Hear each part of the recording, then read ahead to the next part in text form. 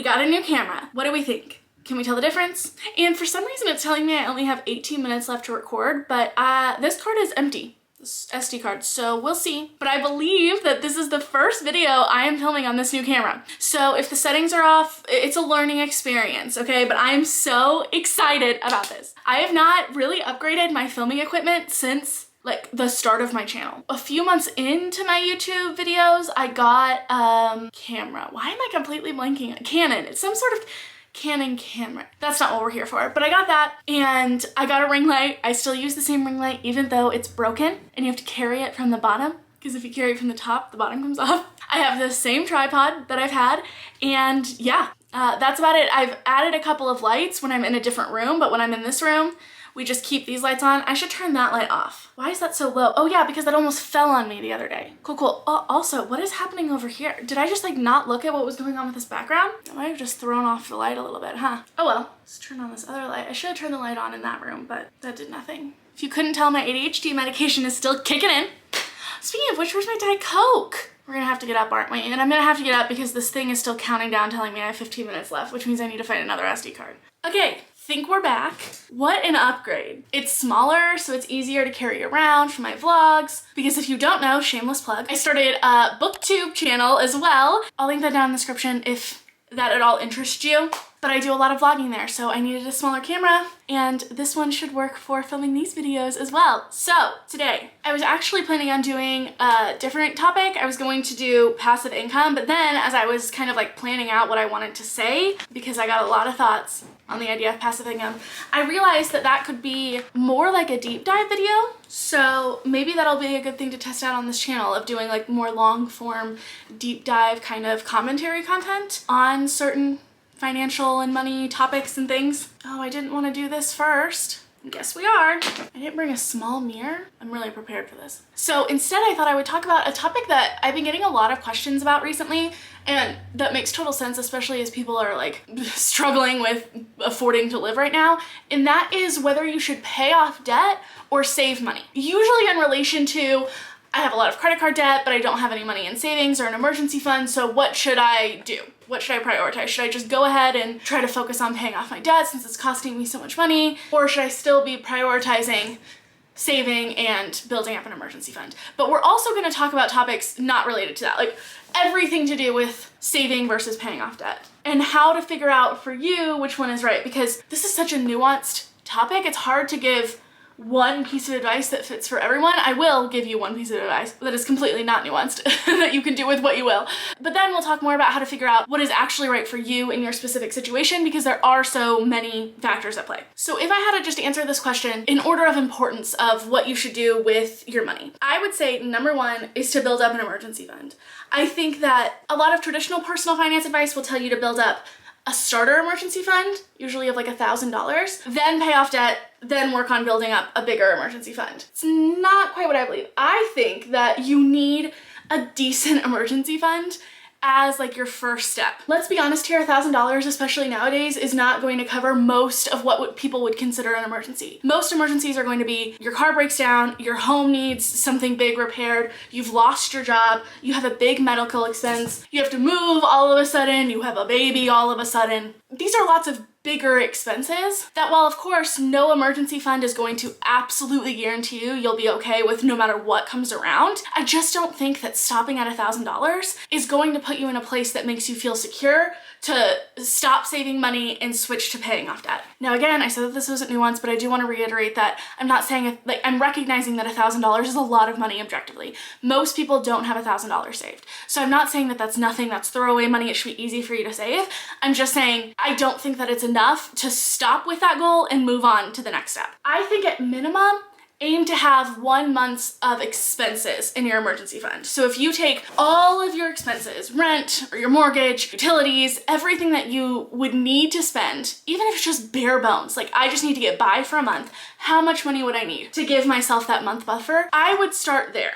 For a lot of people, this is gonna take a while. I've talked more about emergency funds, how you can try to come up with creative ways to boost your emergency fund quicker, but this is not something that a lot of people are going to accomplish in a day.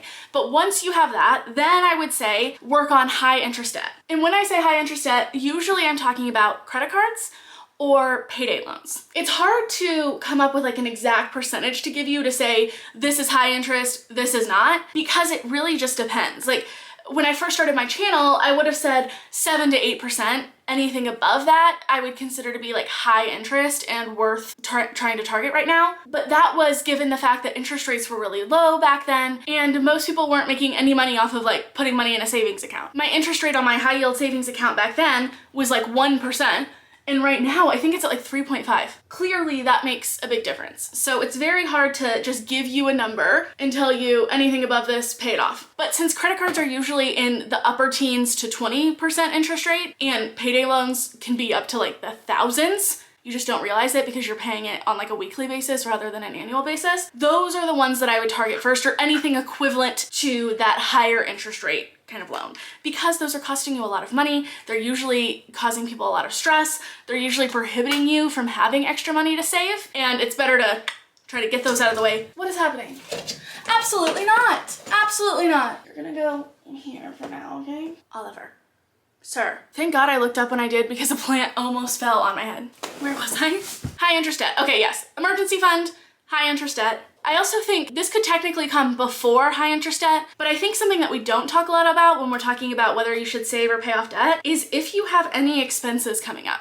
And when I mean expenses, I mean like, usually these are bigger life events. Like if you already have a vacation planned, or if you're getting married, or moving, or having a baby, or you know that your car is about to break down, or it could break down any day, or you know that there's something on your home that could break down any day. Expenses that no matter what, they're coming, whether you've saved for them or not. And the reason that I mention these and why I sometimes would put these before targeting any debt at all is because if these are expenses that you're gonna have to pay for no matter what, it doesn't help you to start paying off your credit card if you're just gonna have to put those expenses back on a credit card again.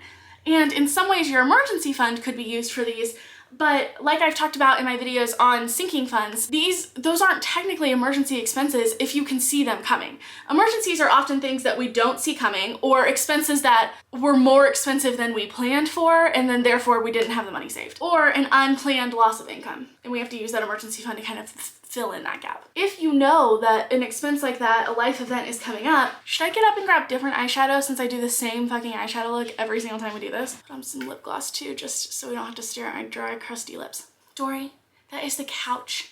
It is not a scratching pad. Asking yourself whether you have expenses that are coming up that you need to save for is really important. I wouldn't want you to pay off credit card debt, get into that like groove of paying it off, and then have to put your vacation on a credit card because you already booked it and you're going, or a wedding, or moving. Not only does that defeat the purpose, it also emotionally just sucks to have to go back into more credit card debt when you're in the process of trying to pay it off. That's very hard to recover from, that sense of dread and feeling like you failed. So then once all of those things are taken care of, you have an emergency fund, you know that you're prepared for any future upcoming high priority, bigger expense, and you've paid off your high interest debt or refinanced it to a lower interest debt, which we can talk about as well. Then, and this might be an unpopular opinion, I would say do whatever the fuck you want. So that is my not as nuanced advice, even though we did go over some of the caveats there. Let's talk more about how to figure out if that order works for you and where the exceptions lie. But also, how the fuck do you figure out exactly what it is that you want to be prioritizing? Most people ask me this question because they know that I generally recommend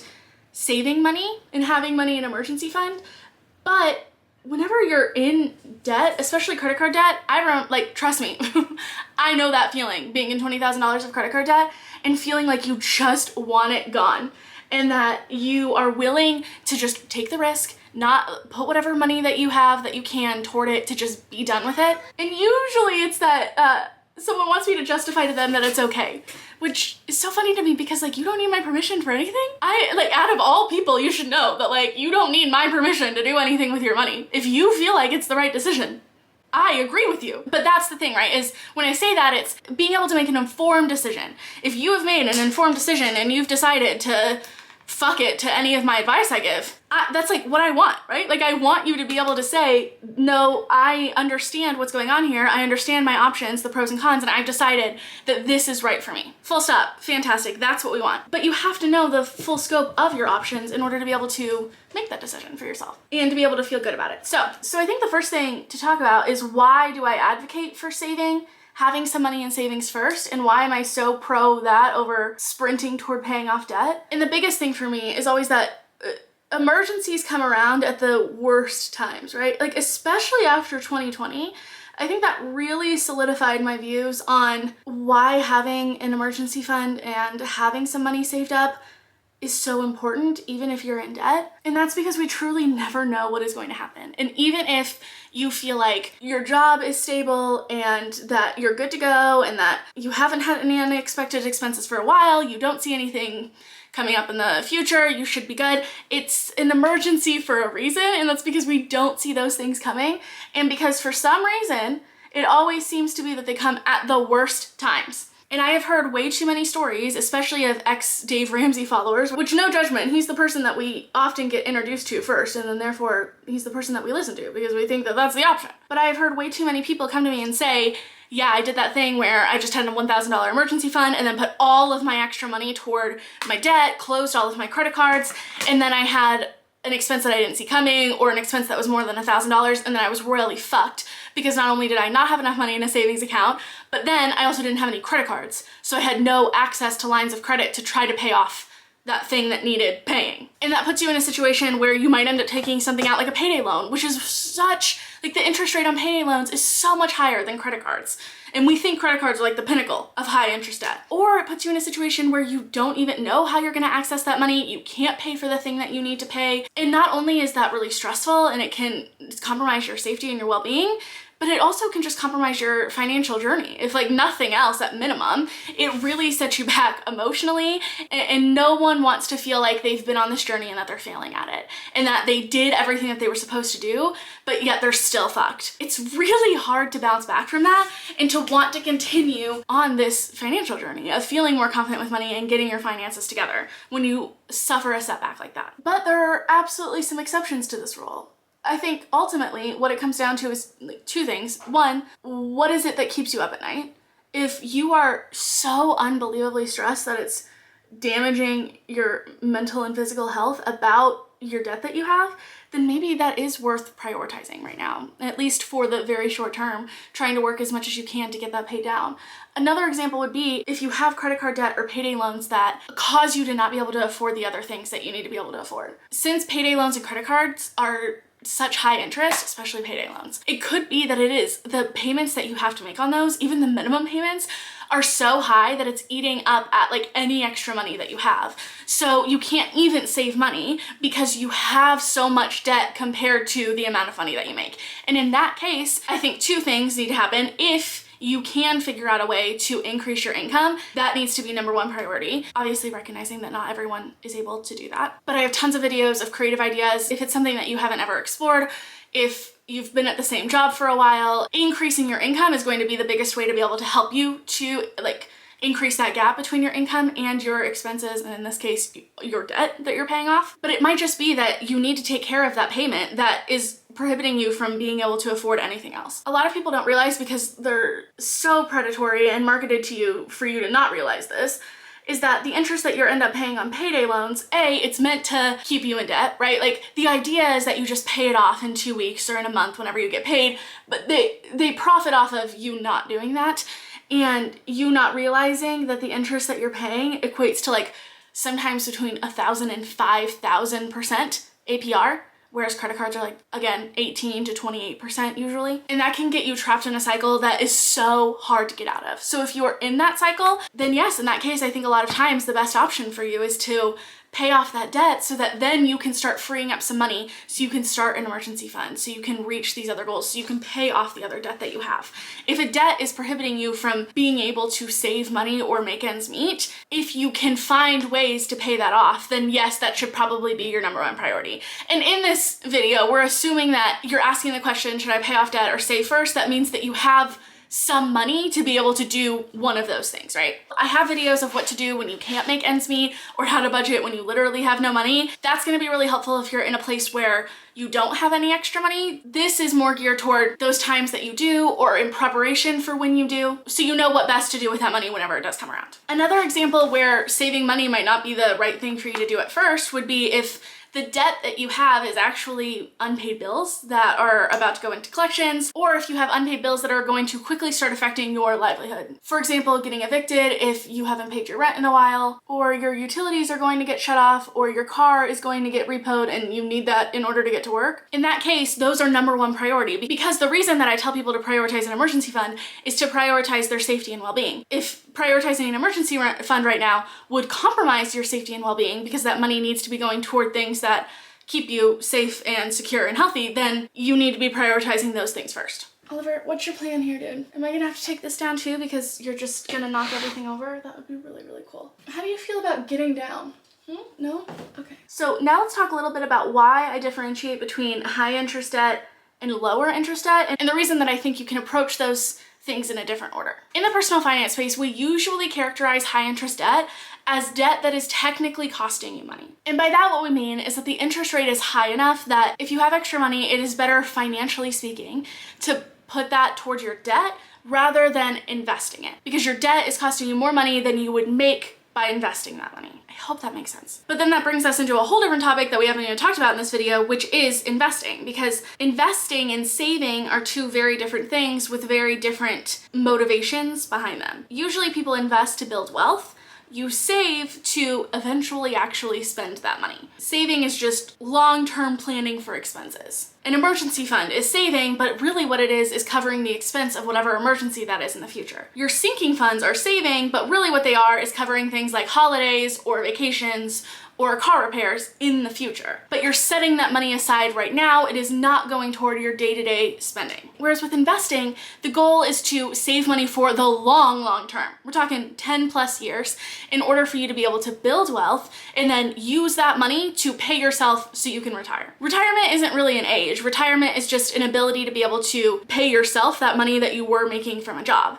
And really, for the majority of us, the only way we're gonna ever be able to do that, since Social Security probably isn't gonna be a thing for most of us by the time we retire, and unless you plan on coming across a big sum of money, it's going to be investing, putting money aside for future you over the long term, and letting that money grow rather than in a bank account, like we do with saving, in an investment account, or AKA the market, the stock market. The big advantage of investing in the stock market is that over time, you're going to see bigger returns than if you just saved that money in a savings account. However, that money that you invest, the only way you're gonna see those returns is if you invest it over the long term, which I have a ton of videos on investing. So if you're still confused after I explain this, definitely go watch those.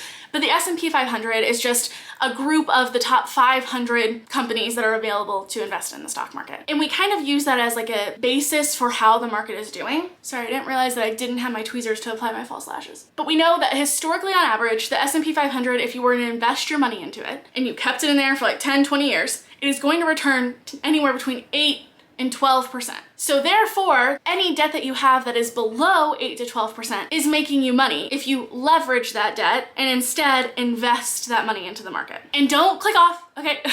I know that talking about investing seems like an expert concept, especially if you're just getting started and you're just trying to figure out if saving is better than paying off debt. You're like, this is an intermediate, I'm beginner. And I felt that exact same way. I thought investing was something that I could just figure out later on. And I'm so glad that I took a little bit of time to figure it out and got started investing, because your biggest friend when it comes to investing is time. Investing money and letting it sit there and just build wealth. Letting the market go up and down, knowing that eventually it is going to come back up, because it always does. Historically, over a 20-year period, the market has always gone back up. It's never seen negative returns. And knowing that if you ever want to retire one day, investing is going to be the way to do it. So the reason that I had that marker of do whatever the fuck you want after you've saved up an emergency fund, taken care of any upcoming expenses, and paid off high interest debt is because if all you have left is either no debt or low interest debt, you can then decide what is your biggest priority. Do you want to be debt free because it brings you a peace of mind being debt free? Or is your biggest goal to actually just build wealth and to make sure that you're taken care of in the future? And you don't really care what that looks like. And if just paying the minimums on your debt and investing any extra money that you have left over is the way for you to be able to do that, you're okay with that. Personally, for me, that's what I ultimately decided. I thought that I needed to be debt-free because that's what everyone talked about online is debt-free journey, being debt-free, eliminating all your debt, being gazelle intense, running toward debt freedom, sprinting toward debt freedom, I'm pretty sure is what Dave Ramsey says. But when I asked myself if debt freedom was what mattered to me, I realized that it wasn't. It was what I was told I needed to be in order to feel financially secure, but that's not necessarily true. I can have low interest debt like my student loans, be paying the minimum on that, investing money instead, and I could still retire with student loans if I had enough money invested. And since my student loans are like an average of 4.8%, I think, putting extra money toward my student loans might mean that I'm debt-free faster, but also that extra money I'm putting toward my student loans is no longer going in an investment account because it's going toward my student loans. Whereas if I invested it instead, which I do, it's going to end up making me more money in the long run. But for me, financial security isn't being debt-free for the sake of being debt-free. It's having an emergency fund that helps me sleep at night and that makes me feel like that anything realistic that could happen outside of completely unforeseen circumstances, I could take care of financially. It's knowing that I have an investment and wealth building plan that is going to give me hopefully enough money to be able to retire someday comfortably. But it's also about having enough money and financial security right now that I have freedom when it comes to my finances. I have freedom of the brands that I work for. I have freedom to do this as a job, even though the income that I make is very variable. It's being able to take time off or skip on opportunities in order to spend time with my family or take care of the things that I need or take care of my mental health. That is financial freedom to me. And in my eyes, being debt-free doesn't get me there. Being financially secure, having an emergency fund, building up my investments, taking care of my sinking funds, having a budget that works for me, those are things that help me reach that goal. But ultimately, you have to decide for you what helps you to reach your goals and what helps you to feel the most financially secure. Maybe it is that any time that you think about the student loans that you have, it really stresses you out. And you don't care if right now they're federal student loans and you're paying no interest on them, or eventually you'll be paying 4 or 5% interest. You don't care about that. It is just the idea of having student loans is so stressful to you that it would greatly increase your feelings of financial security if you didn't have those anymore. Then in that case, yeah, maybe it is best for you to target those student loans or whatever debt that it is that you have and then work on building wealth and investing. Also, a big caveat here is that it doesn't have to be one or the other. You can put money toward multiple things at the same time. I was investing while I still had credit card debt. Big hot take here, okay? I had refinanced my credit card debt to be a personal loan, so it was lower interest. I've talked about that more in my paying off credit card debt video, but basically what I did is the money that I owed the credit card company, I got in a personal loan through a bank instead. I took that money from the bank, used it to pay off the credit card, and then I, instead of owing my credit card company, now owed the bank, but my interest on that money through the bank was a lot lower. I think it was like 10, 11%, whereas with my credit card, it was like 26%. So I lowered it enough that I felt okay with continuing to put extra money toward my credit card, but also to start getting in the habit of investing and saving money and working toward my other financial goals at the same time. It never has to be one or the other. This goes too for like even the first step of building up your emergency fund. Maybe you've decided, okay, yes, I'll work on building up my savings in my emergency fund, but I still feel like I want to be making progress on my debt. So I'm gonna put $5 or $10 extra toward my credit card every month. I'll pay the minimum payment and then I'll make an extra $5 or $10 payment. Or I'll do a side hustle one day a week, I'll pet sit or whatever it is, and I'll put that little bit of extra money that I wasn't expecting toward my credit card every month, while still putting the majority of my extra money toward my emergency fund. This does not have to be a one or the other thing, and it also doesn't have to be you choose now and then you never deviate from that. There have been times, like for example, like was it 6 months ago? No, it was back in like October, November, when I was moving into this house and a couple of unexpected things that come up that I had to use my emergency fund for. So I paused my investments and I put extra money toward my emergency fund instead to rebuild that back up. I had to change and adapt because of the situation and because of what my priorities were at that moment. Dory, you act like I'm starving you. You are just fine. You ate like literally an hour and a half ago. When I first started my financial journey, I was targeting paying off my debt. And as I learned more and my definition of what financial security meant to me changed, I changed my plan along with it. That is all part of this process. You don't have to have the same goals as you did yesterday or be the same person that you were yesterday. My hope is that as you learn, you grow and you start to figure out what works best for you in that moment, given the circumstance. And ultimately, only you can decide what your money needs to do for you. I just hope that you have the tools and the resources that you need in order to make the best decision that you can for yourself. That's my main goal. And if that decision means that you say fuck it to all of my advice, I'm so here for that. Especially because when I started my channel and I started to realize that Dave Ramsey's advice didn't feel right to me, that wasn't a popular opinion. It was things that like people in the community were already talking about, but the advice that I was getting and the people that I was talking to who were very pro Dave Ramsey, it was seen as a stupid decision to be not listening to him because he's the expert, he knows best, but he doesn't know what was best for me. After I figured out the basics of everything, got the education that I needed, was able to decide what was best for me. And it wasn't what he was telling me to do. So it would be very hypocritical for me to tell you that you should listen to me and only me and that I would know best. It would be hypocritical and also just a lie because I know that that's bullshit. But hopefully this helps you to figure out how to go about figuring out what is best for you and a starting point if you have no idea and you need something to work off of for now before they start drilling, sawing away over there. That is it for today's video. If you enjoyed, you learned something cool, consider hitting that subscribe button down below, pushing that thumbs up button. Thank you all so much for watching and I'll see you next time. Bye. Oh, I didn't put lipstick on. Oh my God. This isn't super bold. There we go. Bye.